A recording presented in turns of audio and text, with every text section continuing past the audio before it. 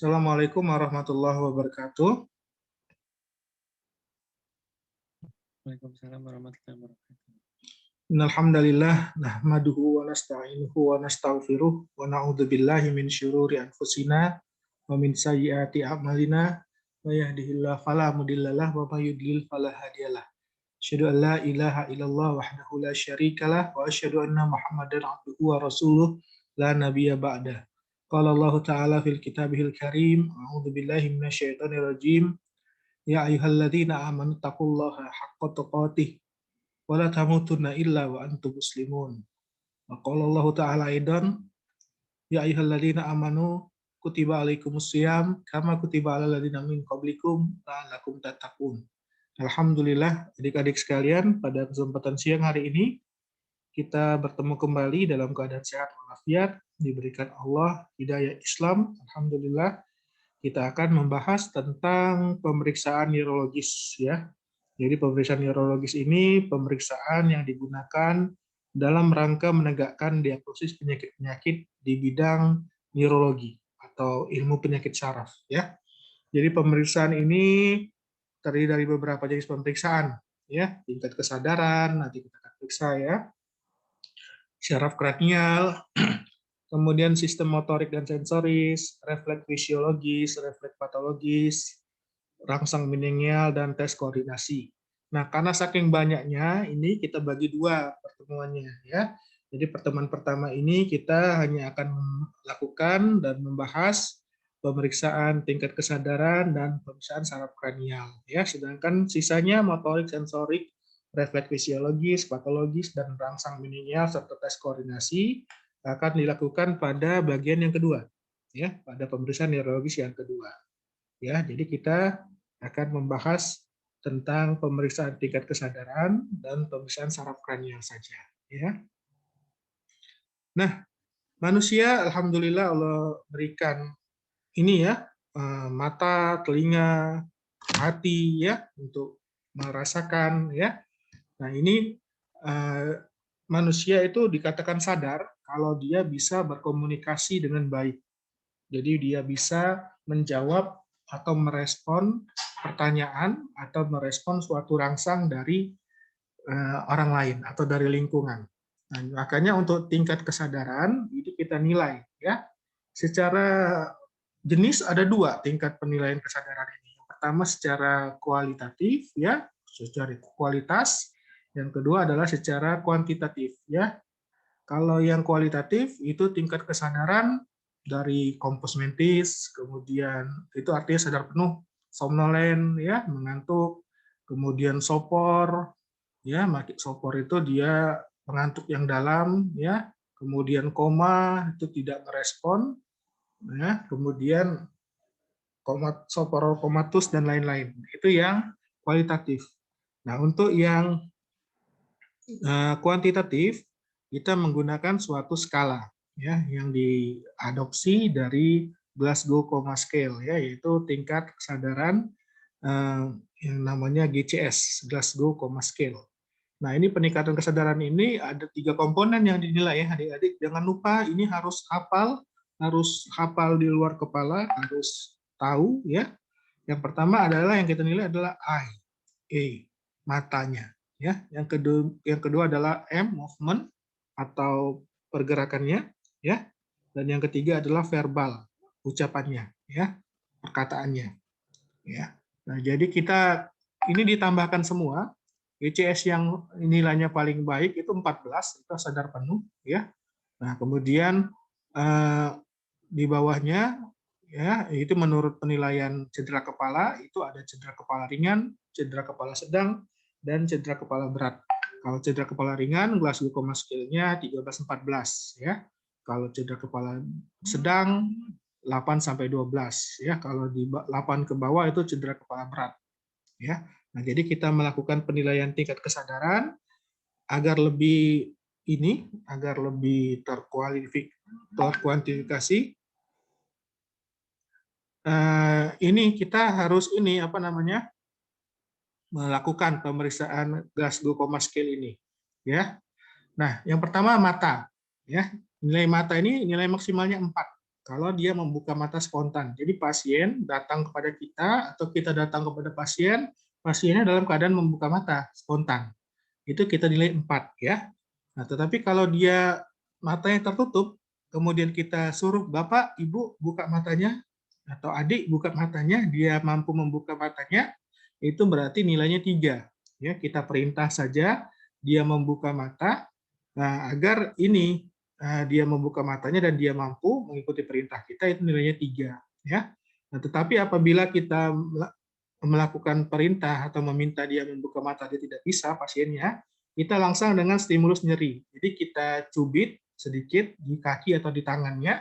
Ya, kalau dia masih merespon dengan membuka mata berarti nilainya 2. Ya. Nah, tetapi kalau kita sudah cubit atau kita sudah ini ya, kita sudah respon dengan stimulus nyeri, kita sudah berikan stimulus nyeri dia tidak merespon, tidak membuka mata, maka matanya 1. Ya. Nah, bagaimana kalau matanya cedera atau matanya matanya tertutup atau apa gitu ya? Kita tidak bisa menilai aspek membuka matanya, maka kita katakan X nilainya matanya, ya. Jadi kita tidak bisa menilai karena misalkan dia matanya tertutup helm atau apa gitu ya yang tidak bisa kita nilai. Nah, kemudian setelah kita menilai mata, kita akan menilai movement atau pergerakan, ya.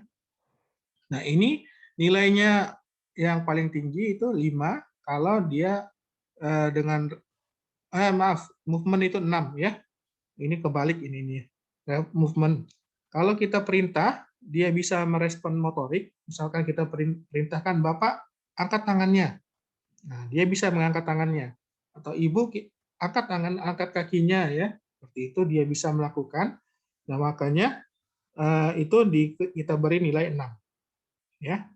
Nah, tetapi kalau misalkan pasiennya menurun kesadarannya, dia tidak bisa mengikuti perintah, ya. Dia kita suruh mengangkat tangan, mengangkat kaki, dia tidak merespon.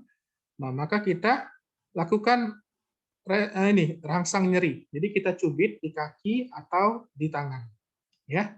Nah, kalau dia bisa melokalisir nyeri, maka dia akan mencoba menepis tempat yang kita cubit atau tempat yang kita kasihkan rasa nyeri. Misalkan tangan kirinya kita cubit di punggung tangannya, maka tangan kanannya akan menepis. Ya, nah berarti dia masih menepis tempat kita mencubit tadi. Nah, berarti itu artinya dia masih bisa melokalisir nyeri. Nah, nilainya 5. Ya. Nah, jadi kalau kita cubit tangan kirinya, punggung tangan kirinya, nah tangan kanannya mencoba menepis, ya, mencoba menyingkirkan rasa nyeri itu, berarti dia bisa melokalisir rasa nyeri. Nilainya 5. Ya. Nah, kalau misalkan dia tidak bisa menepis atau melokalisir nyeri, dia cuma menghindar saja. Jadi kita cubit tangan kirinya ditarik sama dia, ya. Atau kaki kirinya kita cubit punggung kaki kirinya, kemudian dia tarik kaki kirinya. Nah, itu namanya menghindari nyeri, ya. Nah, itu poinnya 4. Ya. Jadi kalau dia menghindari nyeri, tandanya adalah dia menarik anggota badannya tempat dia merasakan nyeri itu, ya, dia menghindari nyeri. Itu namanya 4. Ya. Nah, kemudian kalau kita cubit punggung tangannya, ya, kemudian tangannya itu menekuk, ya, atau kakinya kita cubit kakinya menekuk, ya, bukan ditarik tapi cuma menekuk saja sedikit, nah itu namanya fleksi, reaksi fleksi, nilainya 3. Ya. Nah, tapi kalau misalkan kita cubit, dia malah ekstensi, ya, dia meregangkan kaki-kakinya, meregangkan tangannya kalau kita cubit, nah itu namanya reaksi ekstensi, nilainya 2. Dan kalau tidak ada gerakan sama sekali, ya, dengan respon nyeri yang kita berikan, nah itu berarti 1 nilainya. Ya, nah, seperti itu ya. Jadi dihafal ini. 6 itu mampu mengikuti perintah, 5 melokalisir nyeri, 4 menghindari nyeri, 3 reaksi fleksi, 2 reaksi ekstensi, dan 1 tidak ada reaksi sama sekali. Nah, setelah ini harus berurutan biar kalian hafal ya. E, M, V. Jadi I, mata, M, movement, pergerakannya, kemudian V, verbal. Nah, kalau verbal, dia bisa bernilai 5 kalau dia orientasinya baik. Ditanya, Bapak, Namanya siapa? Kenapa ke sini? Dia jawab, nama saya Budi. Tadi saya ke sini karena ditabrak mobil, kepala saya terbentur. Nah, dia bisa bercerita ya. Nah, itu namanya orientasinya baik. Jadi dia diberikan poin 5 untuk respon verbal. Jadi dia bisa berkomunikasi, ditanya keluarganya di mana. Wah, di rumah, ini nomor HP-nya masih ini ya, masih bisa ini merespon dengan baik. Nah, berarti nilai verbalnya 5. Nah, kemudian kalau dia gelisah, jawabannya kacau ya. Dia ditanya tidak menjawab ya. Nah, jadi ditanya apa, Bapak? Ini ya apa namanya? Namanya siapa? Dia cuma bilang aduh, aduh, aduh, sakit, nyeri. Nah, ini namanya 4. Dia tidak menjawab dengan baik. Dia disebut gelisah, confused, atau jawabannya kacau, ya. Nah, kemudian kalau dia berkata-kata yang tidak jelas, ya, kata-kata yang tidak jelas, yang tidak ini ya, tidak kita mengerti kata-katanya apa, ya. Nah, itu nilainya 3. Jadi tidak kita mengerti dia ini bicara apa gitu ya. Ini kita kasih nilai 3. Nah, kemudian kalau suaranya cuma merintih gitu ya, cuma gitu ya, merintih, mengerang, sakitan saja itu nilainya 2. Jadi tidak ada kata yang keluar. Bedanya 2 dengan 3, 2 dan 3 ini kalau yang 3 masih ada kata-kata ya, tapi tidak jelas. Yang kedua cuma rintihan, erangan saja ya, cuma suara-suara seperti itu. Kemudian yang nomor 1 itu tidak ada suara sama sekali, ya tidak dia tidak merespon baik dicubit, baik diperintah dia tidak merespon dengan suara, ya. Nah itu namanya respon verbal. Nah kalau misalkan dia dipasang NGT ya, dipasang ETT ya, ada alat yang ditaruh di ininya di mulutnya, atau dia mengalami cedera patah tulang rahang misalkan ya, dia kesulitan berbicara, tidak bisa kita nilai dia ya, kita kasih nilai X respon verbalnya. Nah berdasarkan GCS ini ya, kita bisa membagi cedera kepala. Jadi cedera kepala itu seorang mengalami trauma dari leher ke atas itu ya, ini namanya cedera kepala. Kita golongkan cedera kepala ringan ya, itu GCS-nya 13-14, cedera kepala sedang 8-12, cedera kepala berat atau koma itu 8 ke bawah ya. 8 ke bawah nilainya. Jelas ya adik-adik ya. Nah, penilaian yang kedua adalah kalian harus bisa menilai penilaian saraf kranial ya. Nah, saraf kranial ini adalah saraf-saraf yang keluar langsung dari otak ya, dan jumlahnya ada 12 pasang. Saraf kranial itu ada 12 pasang ya. Nah, saraf kranial ini kita nilai dengan pemeriksaan fungsi-fungsinya ya.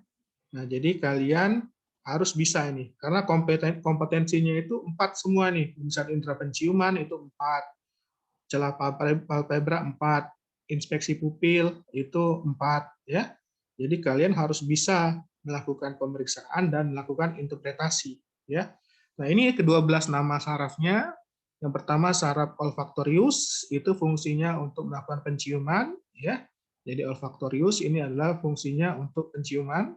Kemudian saraf optikus ini saraf untuk penglihatan ya, sensorinya, sensori penglihatan. Kemudian saraf ketiga oculomotorius, dan keempat ini motoris dari pergerakan bola mata, kontraksi pupil ya, 3 ini kontraksi pupil, membuka mata ya. Kemudian otot-otot ekstraokuler sebagian besar nervus 3 ya. Kemudian nervus 4 ini trochlearis. Ini pergerakan bola mata ke medial bawah. Trigeminus itu sifatnya campuran, ada motoris dan sensoris. Motorisnya pergerakan otot temporal, menggerakkan rahang ke samping-samping ya, ke lateral. Nah, kemudian yang sensorisnya sensasi nyeri, panas ya, atau sentuhan itu di daerah ophthalmicus ada 3 cabang, ophthalmicus, maxillaris, dan mandibularis. Kemudian nervus 6, abdusen, ini deviasi lateral mata. Jadi mata kita melirik ke samping. Ya, ini adalah nervus 6. sifatnya motoris. Fasialis ini motoris dan sensoris campuran. Ya, jadi fasialis motoris dia menggerakkan wajah, ekspresi wajah, sedih, senang, ya, menutup mata dan menutup mulut ini fasialis. Kemudian sensorisnya rasa asin, manis, asam, pahit, ya, di 2/3 lidah depan. Ini nervus fasialis. Kemudian nervus ke-8 akustikus, ini bagian ini ya sensoris ya, mendengar dan keseimbangan. Bagian koklea itu untuk mendengar. Kita akan nanti periksa dengan garpu tala nanti ya. Kemudian bagian keseimbangan itu di bagian vestibularisnya. Ya, nanti ada tes keseimbangan. Nah, biasanya kalau vertigo ini ada gangguan di keseimbangannya. Kemudian nervus 9 glossopharyngeus itu motoris dan sensoris. Ya, kalau motoris itu untuk faring ya, dia ini menggetarkan faring, bilang gitu ya. Itu motoris. Kalau sensoris itu adalah untuk kita memeriksa bagian posterior membran timfani dan kanalis auditoris, kemudian faring dan posterior lidah. Jadi sepertiga posterior lidah ya. Nah, kemudian untuk vagus itu motorik dia palatum, faring dan laring ya. Kemudian sensoris, faring dan laring. Vagus ini contohnya nanti kita akan periksa refleks muntah ya.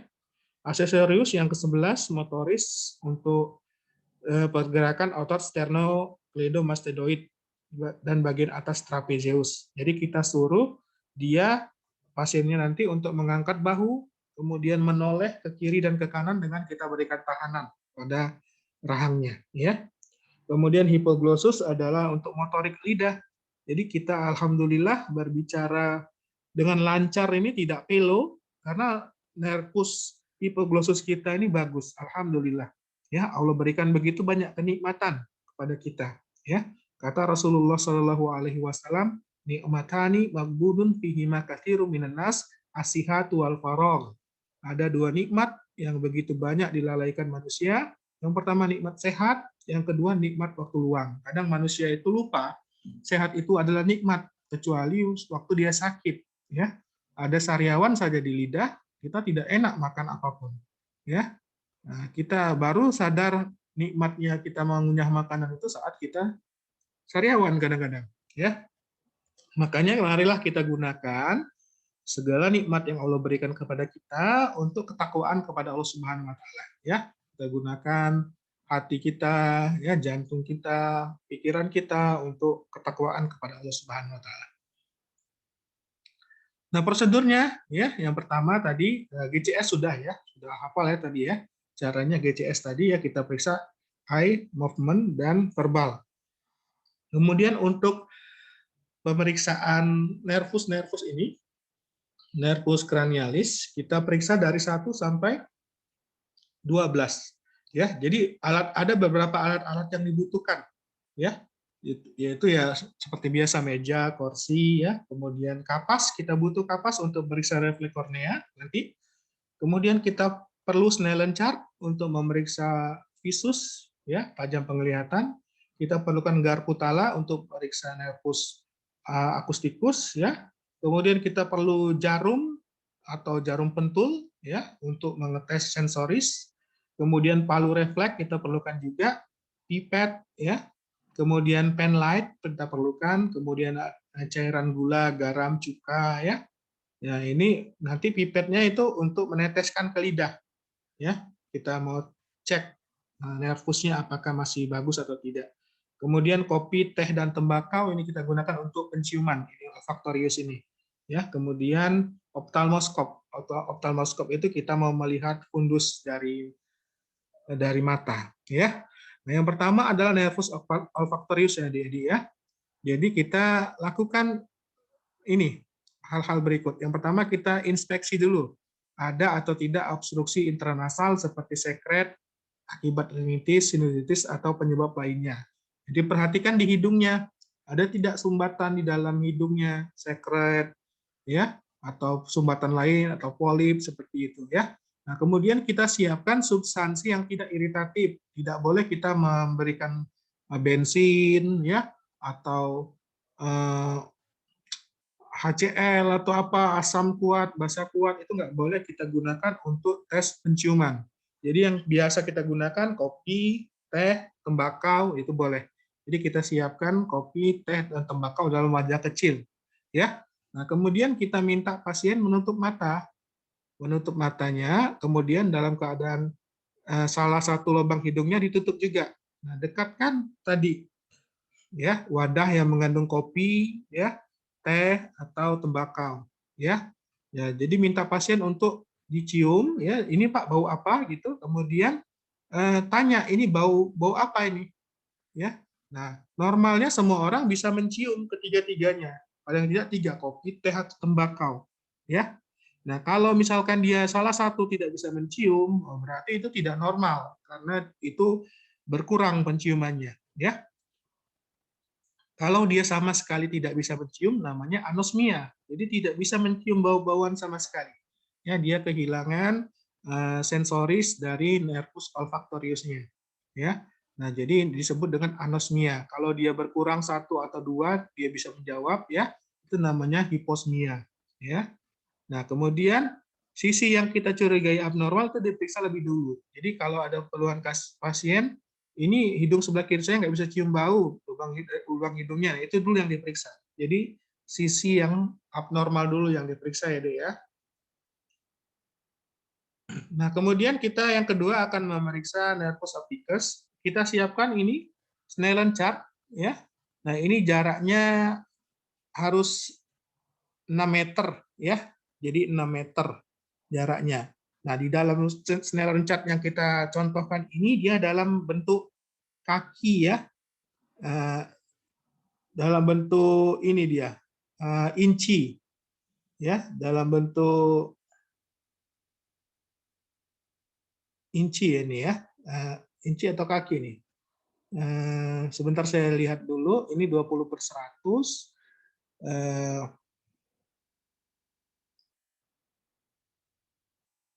20/30, ya. Jadi ini dalam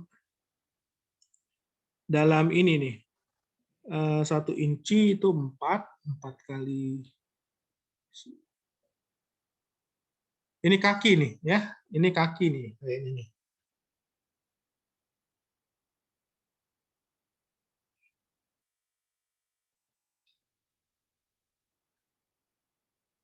Nah, ini kita lakukan ini. Oh iya, ini 20 kaki, ya, ini kaki ini.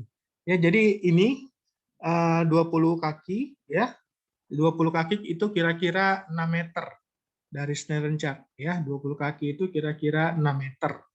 Nah, jadi pasien ini akan kita lakukan pemeriksaan di kedua matanya. Jadi minta pasien untuk menutup salah satu mata, ya, yang kita akan periksa. Nah, kita lakukan pemeriksaan dari atas, ya. Ini di atas tulisannya 20/100, ya. Nah, jadi ini orang normal itu bisa melihat huruf ini T, Z, C, O dalam jarak 100 kaki. Ya, dalam jarak 100 kaki itu dia bisa melihat dengan normal. Ya, berarti 100 kaki itu kira-kira 33 meter, ya. Dan ini dia bisa melihat semua ini dengan normal. Ya, T, Z, C, O. Nah, tetapi orang yang mengalami penurunan visus yang batas ini, nah, dia bisa melihatnya dengan jelas dalam jarak 20 kaki atau 6 meter.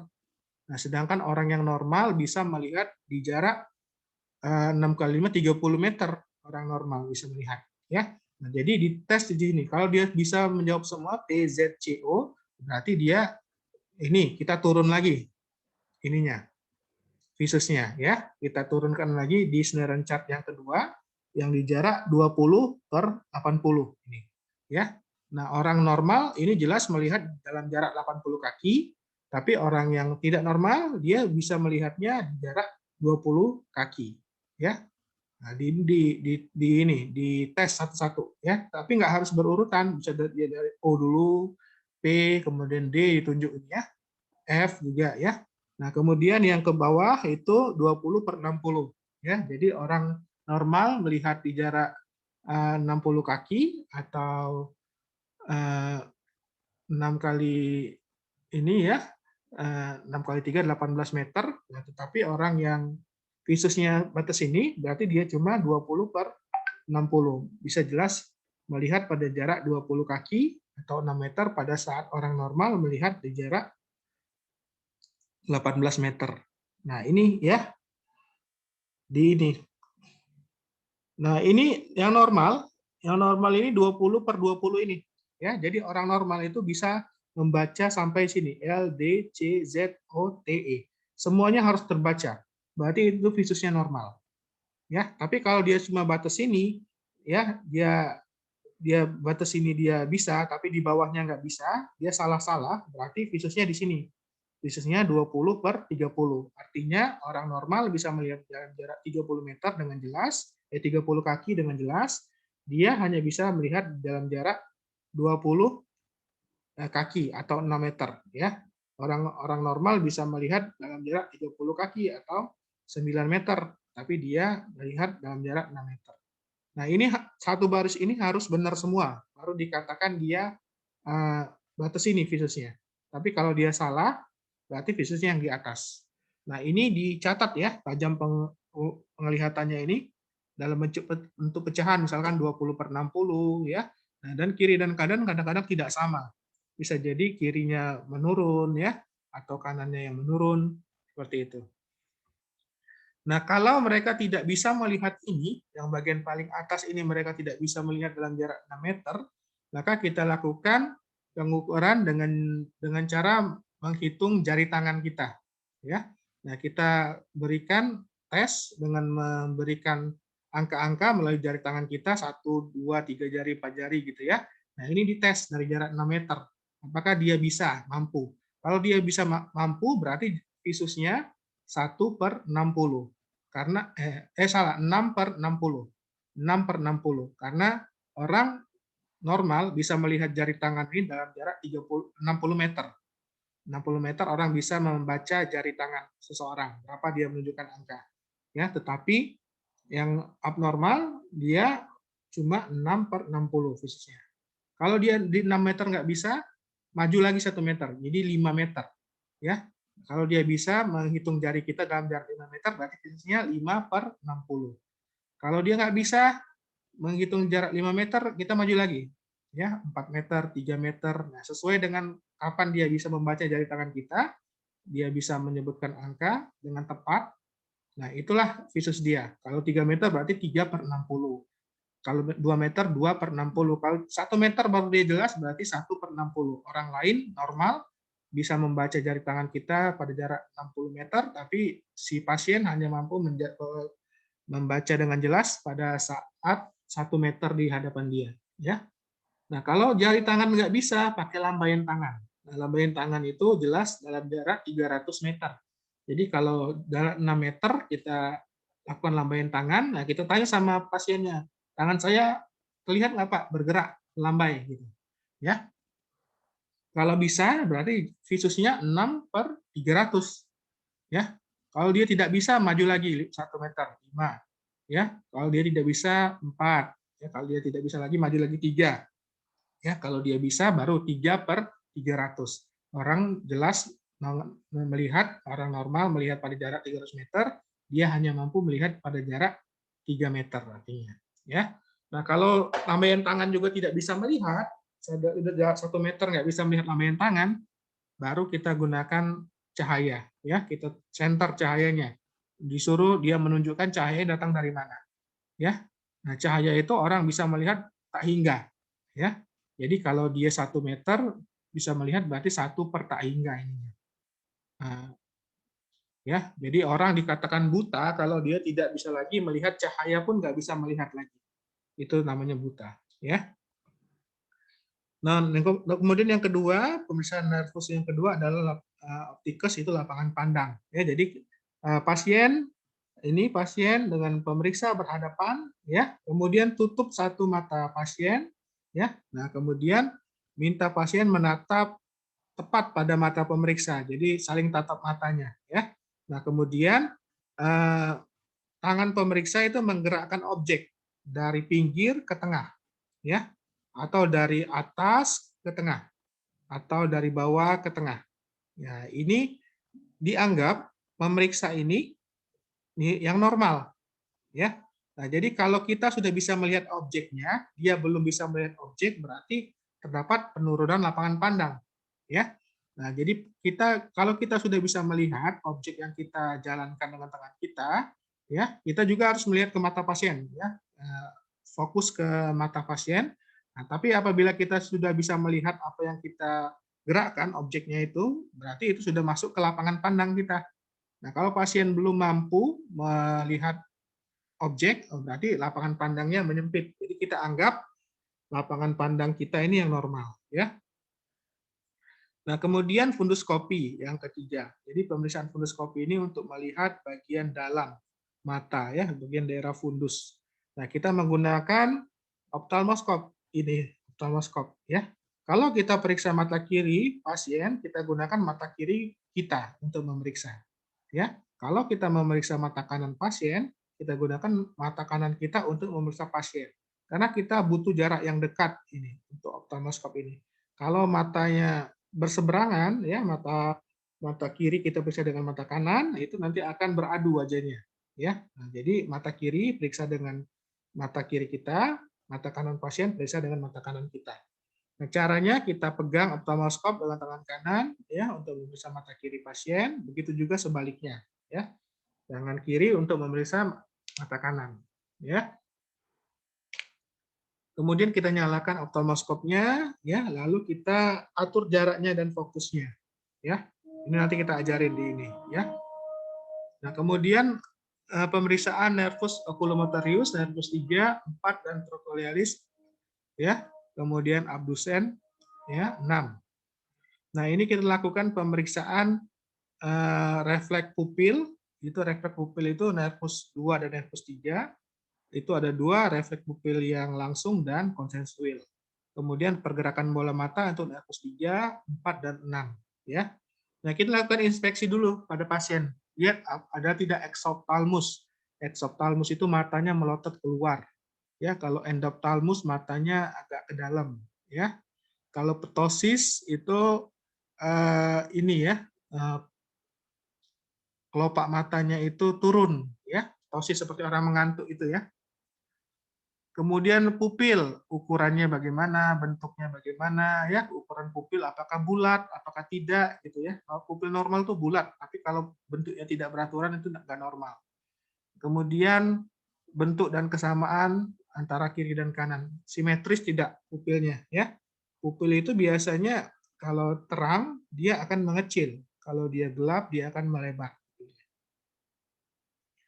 Nah, kemudian yang kedua kita lakukan refleks pupil direct. Jadi kita sinari mata, ya, seperti ini. Jadi dari samping kita ambil bawa senternya, cahaya senternya ke mata pasien, ya, dari samping ke tengah. Nah, kita perhatikan apakah pupilnya itu langsung mengecil atau tidak, ya. Kalau dia mengecil berarti nervus 2 dan nervus 3-nya baik. Karena nervus 2 fungsinya sebagai sensoris, menyampaikan impuls cahaya, ya, dari mata ke otak. Kemudian nervus 3 itu adalah motoris. Otak memerintahkan pupil untuk mengecil dengan cara otot dari irisnya berkontraksi, ya. Nah, makanya kalau kita menyinari satu mata, misalkan mata kanan kita sinari, kita lihat mata kanannya itu juga pupilnya mengecil, berarti nervus 2 dan nervus 3-nya bagus, ya. Nah, pupil itu punya refleks konsensual. Jadi waktu cahaya masuk ke otak, ya, melalui nervus 2, cahayanya itu akan diterjemahkan melalui impuls saraf ke otak. Nah, waktu otak memerintahkan pupil untuk mengecil, itu tidak bisa cuma salah satu saja yang dikecilkan, dua-duanya mengecil bersamaan, ya. Nah, jadi refleks konsensual walaupun mata kanan yang di center, ya, kalau dia nervus 2 mata kanannya bagus, nervus 3-nya akan bekerja pada mata kiri dan kanan. Akibatnya dua pupilnya kiri dan kanan mengecil, ya.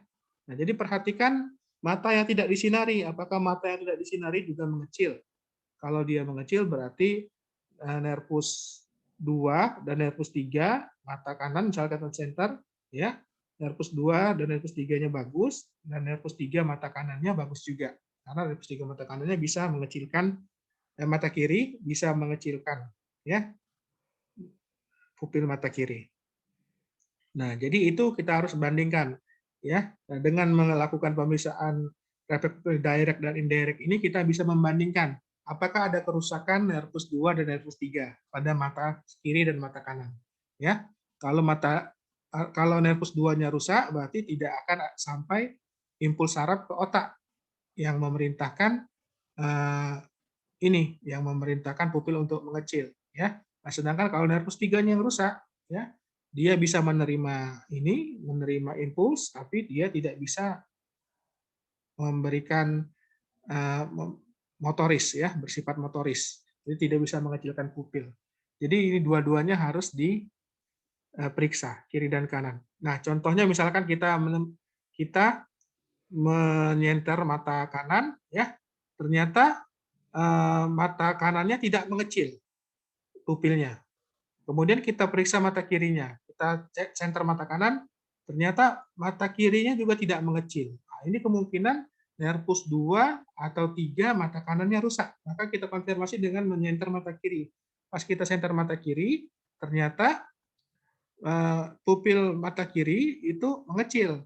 Ya, pas kita senter lagi mata kiri, kita lihat pupil mata kanannya juga mengecil. Berarti yang rusak itu adalah nervus 2 atau nervus sensoris, nervus opticus dari mata kanan. Ya, seperti itu.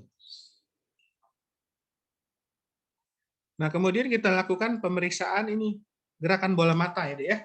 Ini kita lihat di sini ada skema. Ini skema anatomis letak ototnya, sedangkan yang di bawah adalah klinisnya ya. Jadi berbeda antara letak ototnya dengan klinisnya ya. Kalau letak ototnya itu pada bagian temporal atas ini oblikus inferior ya, pada bagian rahang ya ini arah ke arah rahang bawah ini adalah oblikus superior. Nah, tetapi klinisnya ini berbeda ya dengan letaknya. Ya, kalau klinisnya pergerakan bola mata ini yang ke arah temporal itu ada rectus superior ya, bukan oblikus inferior yang bergerak. Ini letaknya saja. Tetapi klinisnya ya, kalau bola mata itu bergerak ke temporal ya, itu adalah rectus superior ya. Maaf. Ini mata kanannya ya. Ini mata kanan ya. Mata kanan ini rectus superior kalau dia bergerak sini ya. Nah, jadi kalau dia bergerak ke temporal itu adalah rectus superior ya, temporal atas.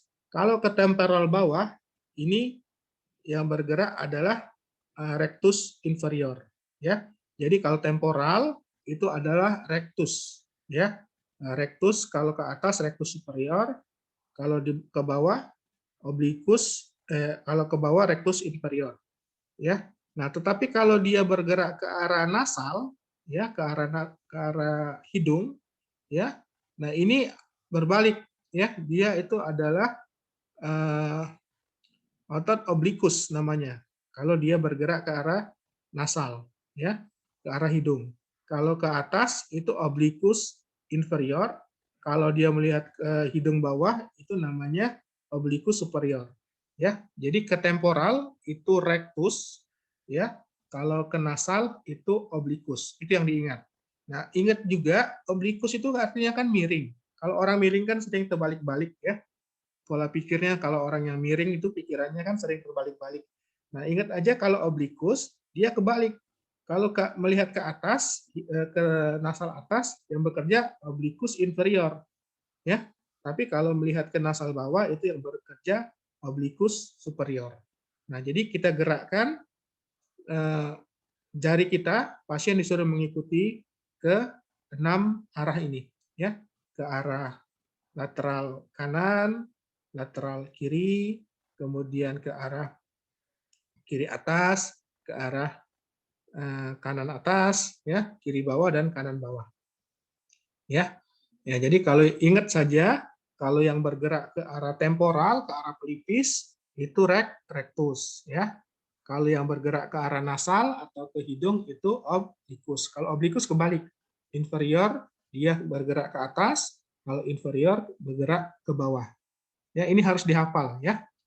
Nah, kemudian persarapannya sebagian besar dipersarapi oleh nervus 3 ya, obliquus inferior ya, kemudian rectus superior, rectus inferior ya, kemudian rectus medialis. Nah, ini dipersarapi oleh nervus 3. Kalau ada gangguan gerakan bola mata ke arah ini, nah ini berarti menandakan kelumpuhan pada otot ini ya, pada otot bola mata yang dipersarapi oleh nervus ini. Nah, sedangkan rectus lateralis ya ini nervus 6 ya. Sedangkan rectus medialis kemudian rectus rectus lateralis itu nervus 6, kemudian obliquus superior itu nervus 4 ya. Jadi ingat yang bergerak ke arah pelipis itu rectus ya, pelipis dan rahang, sedangkan bergerak ke arah nasal itu obliquus ya. Nah, yang bergerak ke arah ini lateral ya, rectus lateralis namanya. Kalau dia bergerak ke arah hidung itu namanya rectus medialis ya. Nah, jadi rectus medialis itu menggerakkan bola mata ke arah hidung ya. Nah, kalau obliquus tadi ke arah hidung atas atau hidung bawah ya. Nah, sedangkan kalau menggerakkan bola mata ke telinga itu rectus lateralis, kalau dia ke temporal ya, ke pelipis atas itu rectus superior, kalau dia melihat ke arah rahang bawah ya itu adalah rectus inferior. Nah, yang dipersarapi ini ya 3 3 3 3. Yang berbeda itu cuma rectus lateralis 6, nervus 6, kemudian rectus obliquus superior itu 4. Kemudian kita akan lakukan pemeriksaan nervus trigeminus, ini pemeriksaan motoris ya. Jadi kita akan memeriksa fungsi dari pengunyahan pasien ya, pasien mengunyah, gerakan mengunyah pasien. Jadi kita palpasi pasien pada pipinya, ya, kemudian kita suruh pasien mengatupkan rahang. Ya. Nah, di situ akan terasa kontraksi dari musculus masseter dan pterygoid. Jadi terasa keras pipinya, ya. Suruh pasien untuk menggigit giginya, ya, menggigitkan giginya. Kita raba pipi pasien. Kalau pipi pasien terasa keras, berarti kontraksi masseter dan pterygoidnya bagus. Itu yang nervus trigeminus, ya. Kemudian minta pasien membuka mulut, ya, buka mulutnya, ya. Apakah ada deviasi rahang ke arah lesi, ya. Jadi kalau misalkan pasien membuka mulut, normalnya simetris. Tapi kalau rahangnya tertarik, misalkan tertarik ke kiri, berarti itu lesinya ada di sebelah kiri, ya. Kemudian minta pasien melakukan gerakan protusi dan retraksi rahang. Jadi rahangnya dimajuin ke depan dan dimundurkan, ya. Nah, lihat apakah pasien ada kelemahan ada atau tidak. Kelemahan dalam melakukan gerakan protusi dan retraksi rahang. Kemudian ada sensorisnya juga. Ini kita perlu kapas atau jarum pentul, ya. Nah, ini ada tiga cabang dari nervus trigeminus, ya, yaitu cabang ophthalmica, cabang maxillaris, dan cabang mandibularis. Nah, ini harus dites semua, ya. Apakah pasien merasakan sensasi tusukan di sini, di rahang, kemudian di daerah rahang bawah, rahang atas, dan daerah mata, ya, sekitar mata ini, ophthalmica. Ya, normalnya semua bisa merasakan sensasi di situ. Kemudian salah satunya adalah refleks masseter. Jadi ini kita perlu tadi yang namanya hammer, ya. Nah, kita taruh jari kita di dagu pasien, kemudian kita pukulkan hammernya ke jari kita, ya. Amati adanya respon mengatup rahang. Pada orang normal refleks ini sangat minimal. Jadi 1, 2, 3 kali ketuk mungkin bangkit cuma sekali, refleksnya 3 kali ketuk, 4 kali ketuk gitu ya. Nah, tetapi pada yang mengalami ini gangguan atau lesi, misalkan pada stroke ya. Nah, dia setiap kita ketuk dia menutup rahangnya. Setiap kita ketuk dia menutup rahangnya. Itu namanya adanya hiperrefleks ya, hiperrefleks namanya. Itu khas pada lesi upper motor neuron atau stroke. Nah, kemudian refleks kornea ya. Nah, kornea itu bagian hitam matanya ini, bagian hitam yang bening ini kornea, bagian putih ini konjungtiva bulbi. Ya, kita berikan sedikit sentuhan dengan menggunakan kapas yang ujungnya kecil, halus, ke bagian hitam matanya itu. dibasahi dulu, tapi kapasnya jangan kering ya. Nah, kemudian normalnya orang akan berkedip, pasien akan berkedip apabila kita lakukan sedikit sentuhan pada korneanya. Ya, nah ini adalah nervus trigeminus. Kalau dia tidak berkedip berarti ada penurunan refleks kornea. Ya.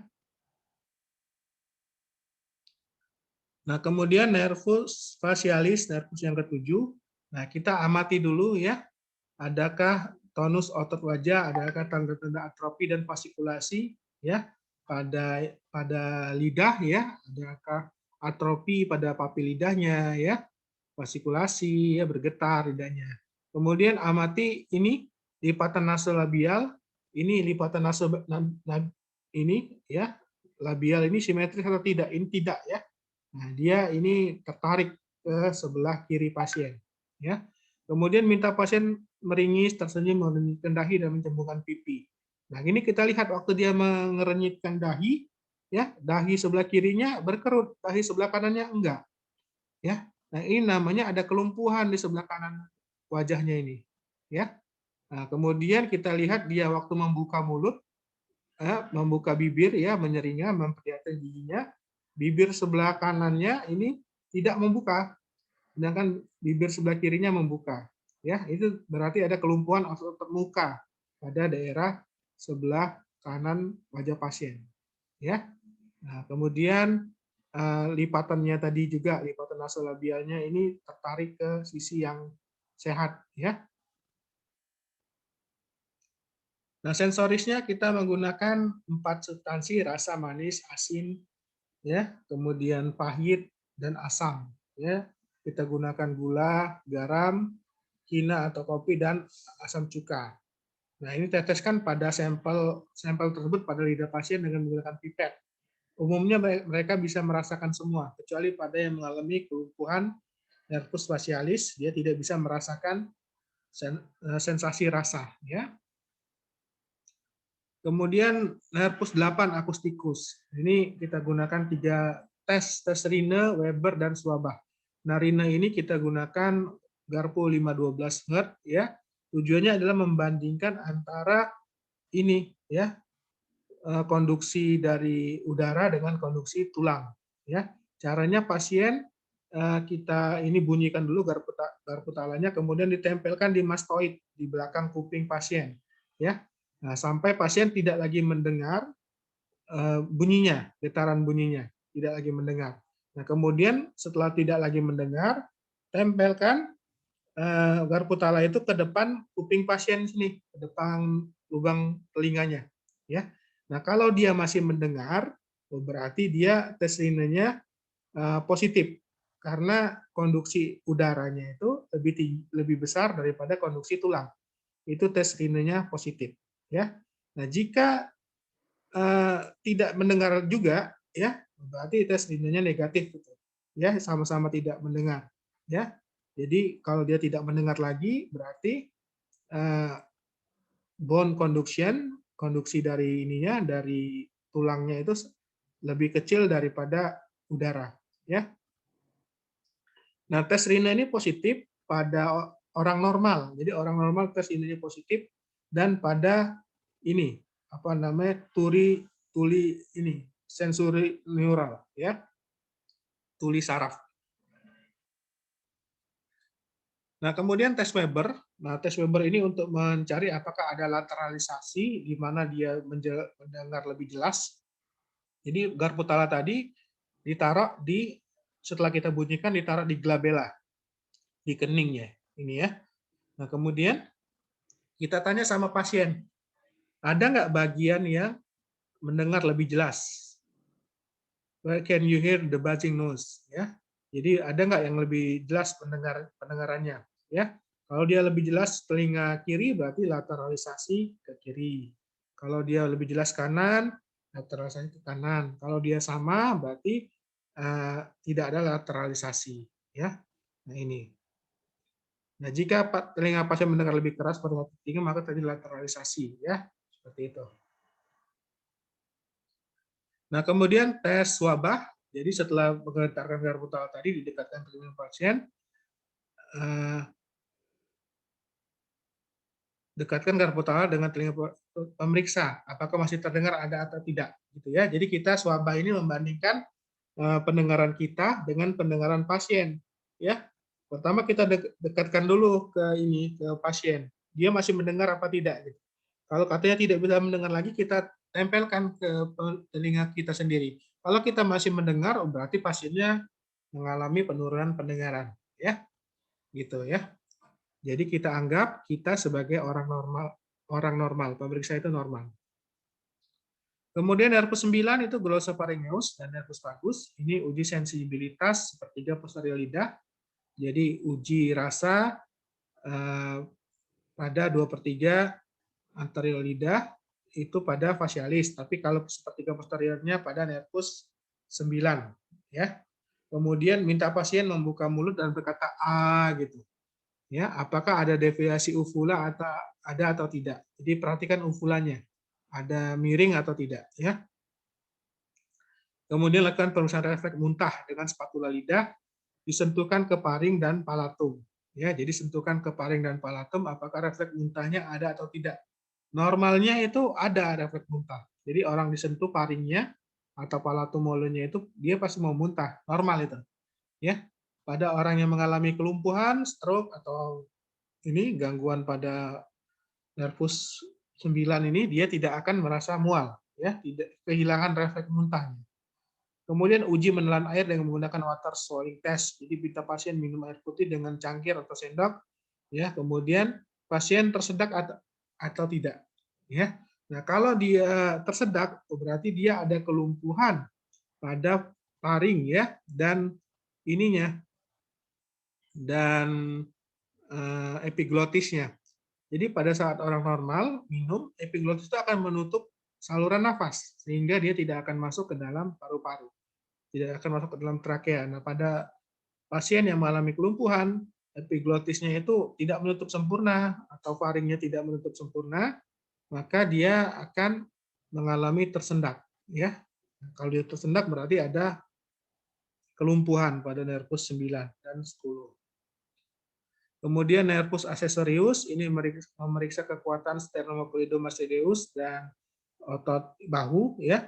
Jadi minta pasien menoleh ke arah yang berlawanan dengan tahanan kita. Jadi pasien minta menoleh ke arah kanan, sedangkan kita mendorong rahang pasien ke kiri, ya. Jadi kita lihat apakah ada tahanan ada atau tidak. Normalnya ada tahanan. Kalau dia tidak mampu berarti ada kelumpuhan pada nervus accessoriusnya. Kemudian otot trapezius seperti ini kita letakkan kedua tangan kita di bahu pasien, kita tekan, kemudian minta pasien untuk mengangkat bahunya. Normalnya dia bisa mengangkat dengan tahanan kita, ya. Tapi kalau dia tidak mampu berarti ada kelemahan. Kemudian nervus yang ke-12 ini minta pasien membuka mulut dan lidah tetap berada pada dasar mulut. Kemudian minta pasien menjulurkan lidah, ya. Kita lihat apakah ada fasikulasi. Nah, fasikulasi itu lidahnya bergetar, ya, waktu dijulurkan. Atau atropi. Atropi itu lidahnya licin seperti bibir. Normalnya lidah itu kasar karena bintil-bintilnya itu adalah papil lidah, ya. Nah, pada kelumpuhan nervus 12, papil lidahnya atrofi sehingga lidahnya licin seperti bibir, lidahnya licin, bukan kasar. Kemudian periksa apakah ada deviasi lidah, ya. Nah, ini deviasi lidah ini kita lihat lidahnya itu miring ke sebelah kanan pasien, ya. Berarti itu sisi yang terkena itu sisi yang sakit, ya. Sebelah kanannya ini berarti yang sakit. Ya, mungkin hanya itu penyampaian materinya. Ada yang mau bertanya silakan.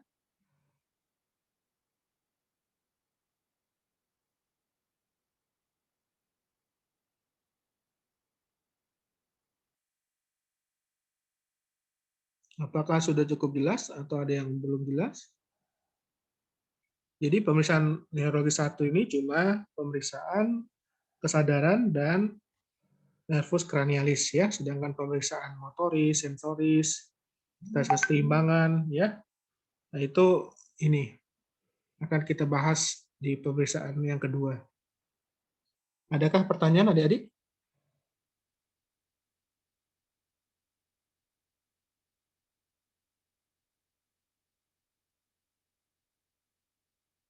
Kalian nggak bertanya ini jelas atau gimana, Farhan? Gimana, Farhan? Ada ini komentar? Belum ada sih, Dok. Kamu sudah jelas apa yang di dalam checklist? Insya Allah, Dok. Cuman tadi sempat agak bingung di bagian yang 11, Dok. Ya, 11. Kenapa, Han? Untuk yang di pemeriksaan aksesorisnya, nah ini kita harus dari belakang pasien atau bisa dari depan gitu ya, Dok? Ya, untuk pemeriksaan yang aksesorius kita dari depan, ya, untuk memeriksa sternocleidomastoideusnya dari depan. Nah, tetapi untuk trapezius bagusnya kita dari belakang seperti di gambar, ya. Nah, jadi pasiennya itu akan lebih mudah ini daripada kita di depan, ya. Nah, bagusnya kita dari belakang menahan bahu pasien. Begitu, Farhan. Baik, Dok. Terima kasih, Dok. Jelas ya? Ada lagi yang mau bertanya, Dani? Udah cukup jelas, Dok. Jelas ya? Putri? Insya Allah dokter jelas. Jelas ya? Nah, kalian harus bisa interpretasinya ya. Harus bisa interpretasinya. Jadi kalau kelumpuhan upper motor neuron, apa yang terjadi ya? Misalkan ada hiperrefleks ya, seperti refleks ya, jauh jerk tadi ya. Refleks kita mengetuk pada rahang.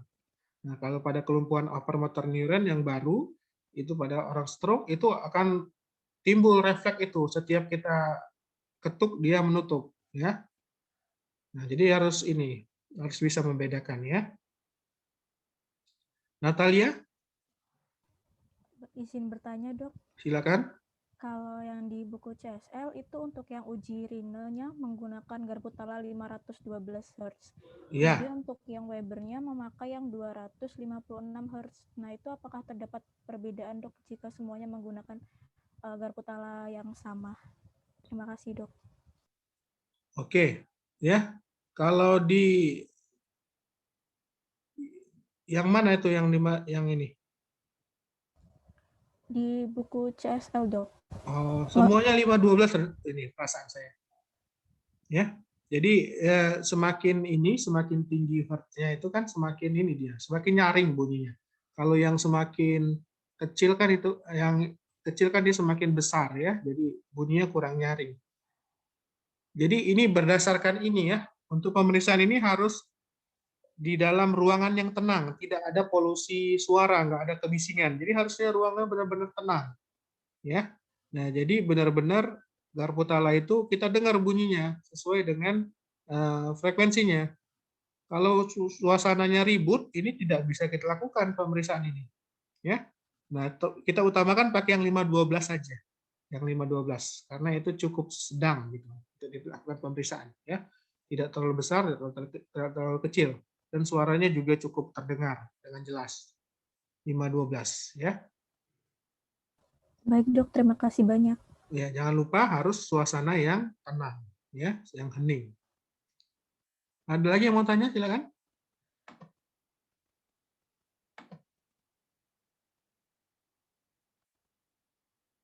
Ivi, jelas? Insya Allah sudah jelas dokter. Oke, Putri? Jelas, Dok. Paras? Kalau dari saya cukup dokter mungkin. Oke, alhamdulillah sudah jelas semua ya. Nah, jadi keterampilan ini harus kalian ulang-ulang. Paling tidak kalian lakukan 7 kali. Jadi setiap keterampilan harus dilakukan 7 kali sehingga kalian akan terampil. Kalian naik sepeda kan nggak sekali coba kan, berkali-kali mencoba, baru kemudian berhasil. Nah, begitu juga keterampilan ini agar ingat dan agar smooth, agar halus.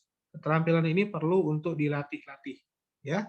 Jadi paling tidak 7 kali kalian harus latihan. Jadi selesaikan dalam waktu 5-6 hari ya. Sekali sehari latihan juga nggak apa-apa. Yang penting setiap keterampilannya harus dilakukan sampai 7 kali. Ya. Untuk tugasnya, kalian silakan lakukan pembuatan video seperti biasa. Ya. Nah, kemudian lakukan dengan profesional. Ada yang mau ditambahkan lagi, adik-adik?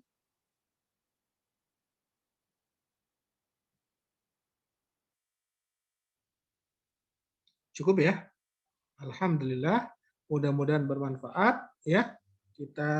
Mari kita manfaatkan ya, Allah berikan kita waktu, Allah berikan kita rezeki. Alhamdulillah kita masuk Ramadan pada tahun ini ya, manfaatkan sebesar-besarnya karena puasa ini adalah ibadah yang khusus ya. Kalau sholat, zakat itu untuk kita sendiri puasanya, itunya amalannya ya. Tetapi kalau puasa ini untuk Allah dan Allah yang akan membalasnya. Kalau sholat Allah tetapkan pahalanya berapa. Kalau ini zakat ya sedekah itu Allah tetapkan sampai 700 kali lipat ya sedekahnya. Tapi kalau puasa karena ini untuk Allah, Allah sendiri yang akan membalas, kita nggak tahu berapa besar balasannya dari sisi Allah. Jadi kan puasa kita ini bukan hanya untuk menahan lapar, haus, tetapi juga menahan diri dari segala macam perbuatan yang sia-sia, ya, dari perkataan-perkataan dusta, ya, perbuatan-perbuatan yang tidak bermanfaat, ya, kata Nabi Muhammad, min husnil islamil mar'i tarkuhu ma la ya'ni. Dari baiknya Islam seseorang adalah meninggalkan sesuatu yang tidak bermanfaat baginya. Ihris ala man yanfa'uka. Bersemangatlah mengerjakan sesuatu yang bermanfaat bagi kalian untuk akhirat, untuk dunia, ya. Jadi belajar, ya, manfaatkan waktunya. Subhanakallahumma bihamdika asyhadu alla ilaha illa anta astaghfiruka wa atubu ilaik. Wassalamualaikum warahmatullahi wabarakatuh.